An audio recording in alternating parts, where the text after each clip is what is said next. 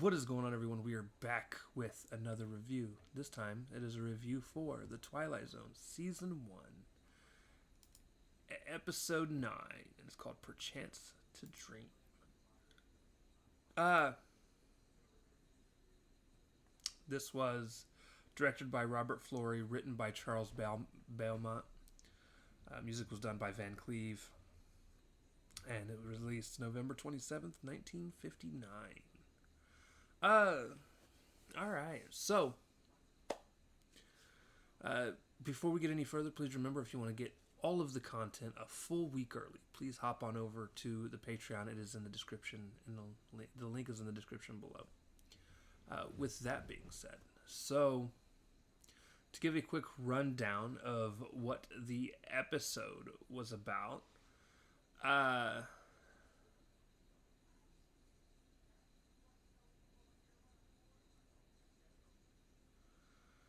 the main character is going to see a psychiatrist, and when he gets in, receptionist is like, he's ready to see you now, or we've been expecting. I think it was, we've been expecting you, and you can walk in. He goes in to see the psych doctor, and psych doctor asks him to lay down, and then within about 5 to 10 seconds or so, he shoots back up, and the doctor's like, "You just laid down." And he was like, "Oh, well, I can't sleep, because if I sleep, I'm not going to wake up."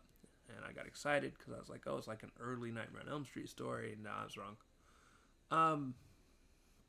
So he then talks about his childhood and how his mom used to tell him, if you stare at this picture of this boat long enough, you'll see the boat eventually move. So he does it, and the boat for sure does move in his dreams. And then he talks about how a little bit further down the line, he was driving one day, and he kept getting this feeling that someone was in the vehicle. And it's a lot like, when you can, at some point in between there, I think it was in between the two stories, he mentions how if you think about a pain long enough, you can feel that pain. And I think it's funny that they talked about that in this episode, because it's something I had a conversation about with my friends about a week or two ago, or some of my friends. So as you're sitting there and you're watching this story, he talks about driving in this car, and he felt like he's seen somebody, and he looks in the rearview mirror and he does see somebody, but they're not actually there, but he does see them. It causes him to get into an accident. Doctors tell him he can't have a big moment like that again, or it might kill him. So then later on, he goes to sleep, and he has this dream where he's in this amusement park. He sees this lady who's like this dancing, she's like Molly the dancing cat or something like that. I don't know if it was Molly. I might be just, I think that's a name that we just threw in there. I'm not real sure though. But she's the dancing cat, and as he starts to panic for some reason and starts to run away, and she starts laughing at him. Right as he sits down, she shows up in a completely different outfit, lights a cigarette for him, and she's like, "Hey, yo, why'd you run?" And he's like, "Because I wanted to." And then she's like, "Well, I'm not doing anything. Are you doing anything?" And he's like, "I'm not doing anything." She's like, "All right, come with me." They go into this fun house, and it's more set up like, I would say, like a freak show museum, so to speak. They go through the freak show museum, and he starts having a bunch of panics, and then she's like, "Hey, calm down. Do you want to kiss me?" And he's like, "I wasn't thinking about it." She's like, "Well, you are now." And they kiss. And he wakes up. He hopes that staying up later into the next day will keep him away from this dream. He goes right back into the same dream, though. Same amusement park. She convinces him to get on a roller coaster. He gets on the roller coaster, panics, and eventually just wakes up. Because he could feel his heart, whatever. And at that point, he's like talking to the doctor, and the doctor's like, "All right." And off and on, he'd been looking out the window, earlier, like the doctor, like he opened up the window, looked out, and seen it was 7 stories high. The doctor even shut it before he went on with the stories and stuff. This comes into play here in a moment. So he decides he's gonna leave. He's like, "There's nothing you can really help me with this. I'm gonna, I got to figure this out." He walks out of the office. When he gets out there, he sees the receptionist, which I called, by the way, and recognizes her as Molly the Dancing Cat Lady. I'm gonna keep calling her Molly because I think that's what her name is. He goes back into the doctor's office and he's like, Molly, it's her. And he's like, my receptionist? And he's like, yeah. And the doc's like, that's not even her name though. And he just books it and jumps out the window, crashes through the window to his death. It then transitions into the doc sitting at his desk. And as the camera pans back, he calls his receptionist in. And he goes over and the guy's laying on his couch and he feels his pulse and there's no pulse. And he says, I think he's dead.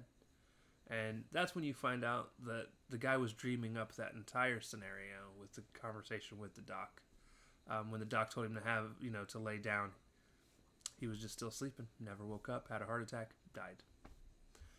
And that's the end of that story. Now, with that being said, hi bud, you coming back to actually lay in my lap, or are you just gonna, okay, you're just gonna pace around, cool. With that being said, this is the most average of episodes. And here's what I mean, average of episodes, right? So Rod Serling, one of the things he's done for so much of the series is he's written a very smart and well done story and then absolutely destroys it with an ending that just doesn't feel like it's out of the ordinary enough, right?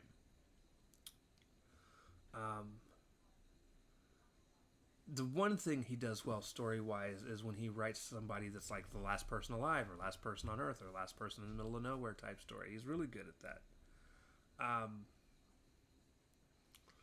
The last story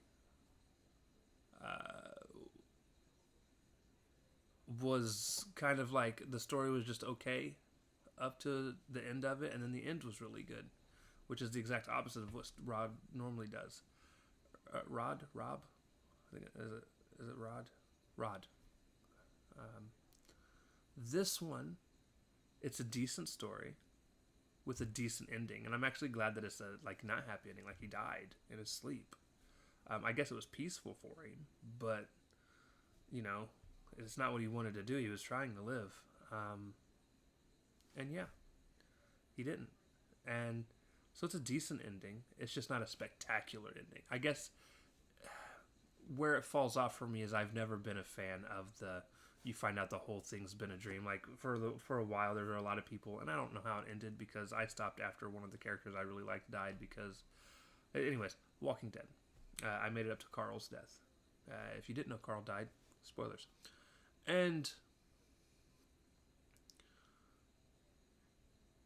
But that's pretty late into the series. That's like season 9 or 10 out of 12 or some shit like that, right? And I want to say it wasn't so much just because he died that I quit. It was just I was already losing interest in the show after that long. And I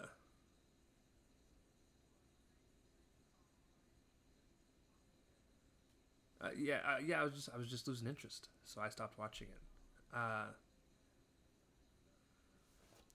And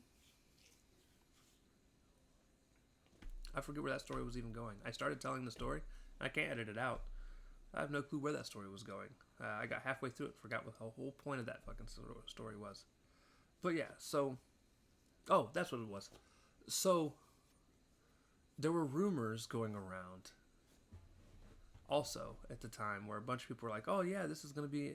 and it had been going on throughout the entire series of the show. But there started being rumors that people thought that they were going to end it with Rick waking up in a hospital bed from his coma that he was in the beginning of the show, and everyone was going to be beside him in the zombie apocalypse. Didn't happen. And a lot of the people that he was running into were going to be like doctors in the actual hospital and stuff. And I was just like, man, I hope not. That is such a stupid ending. And I'm just not a fan of the waking up and everything's a dream, right? But no, it was a decent episode. Probably amongst the top of what we've seen so far for me. but I have a feeling it once we get through the end of the series, or through the end of the season, it's going to be towards the middle. Now, we've seen 9 out of the 36 episodes of the first season. So there's 27 more episodes. We're 1/3 of the way through. A third of the way through.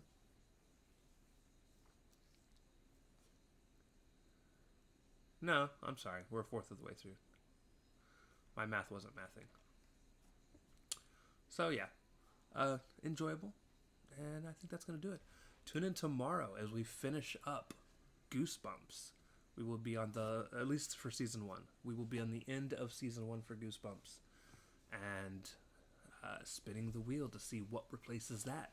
Because we're only covering a season at a time of things. Now, if I happen to spin and get Goosebumps again, then we'll continue watching it. But we'll see.